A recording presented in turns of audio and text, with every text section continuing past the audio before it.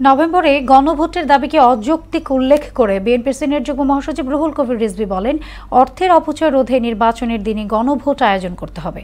আর BNP চেয়ারপারসনের উপদেষ্টা আমানুল্লাহ আমান বলেন, নির্বাচন বানচালের ষড়যন্ত্র চলছে, ঐক্যবদ্ধভাবে তা রুখতে হবে।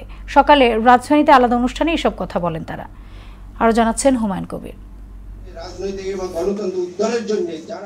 জাতীয় প্রেস ক্লাবের 90 ছাত্র অভ্যুত্থানের উপকার ও ডেমোক্রেটিক লীগের সাধারণ সম্পাদক সাইফুদ্দিন আহমেদ মনির স্মরণ সভায় যোগ দেন বিএনপি চেয়ারপারসনের উপদেষ্টা আমানুল্লাহ আমান।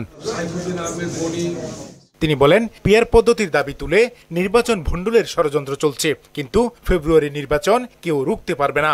নির্বাচন হবে, এই নির্বাচনে আজকে জাতীয়ভাবে যারা সেদিন আন্দোলনে অংশগ্রহণ করেছিলেন তাদের মধ্যে যদি অনৈক্য হয় তাহলে ফ্যাসিস্টরা সুযোগ পেয়ে যাবে। সেই সুযোগটাই তারা নিচ্ছে। কেউ কেউ পিআর পদ্ধতির নামে নির্বাচন ভণ্ডুল করার চেষ্টা করছে। আওয়ামী লীগ নিষিদ্ধের বিষয়ে সব দলকে ঐক্যবদ্ধ থাকার আহ্বানও জানান আমানুল্লাহ আমান। ফ্যাসিস্ট খুনি হাসিনা বিরোধী আন্দোলনে ছিলেন তারা সকলে ঐক্যবদ্ধভাবে আবার নতুন করে শপথ নিতে হবে যে ফ্যাসিস্ট খুনি শেখ হাসিনার বিচার হইতে হবে। সন্ত্রাসী রাজনৈতিক দল আওয়ামী লীগ যেটা নিষিদ্ধ ঘোষণা করা হয়েছে সেটা নিষিদ্ধ থাকবে।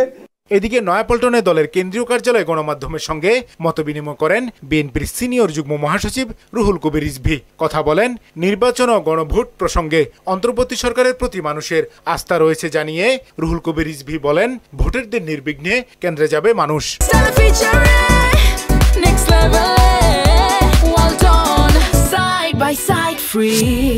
কিন্তু তারপরেও এটা করতে হবে। তো এটা তো এক ধরনের, আমি মনে করি যে যেমন আমরা অনেকেই যেটা প্রাপ্য নয় সেটাও যখন চাই তখন সেটাকে আমরা বলি মামার বাড়ির আবদারের মতো একটা বিষয়। ছাত্র সংসদ নির্বাচনে গণজোয়ারের প্রভাব জাতীয় নির্বাচনে পড়বে, জামাত নেতার এমন বক্তব্যের প্রতিক্রিয়াও জানান রুহুল কবির রিজভী। 80 সালে শিবির জিতেছিল চট্টগ্রামে, তো জিতেছিল বলে কি আপনার গেটার চট্টগ্রামে কি সবই জামাত জিতেছে? তো গেটার চট্টগ্রাম তো বিএনপি যেতে।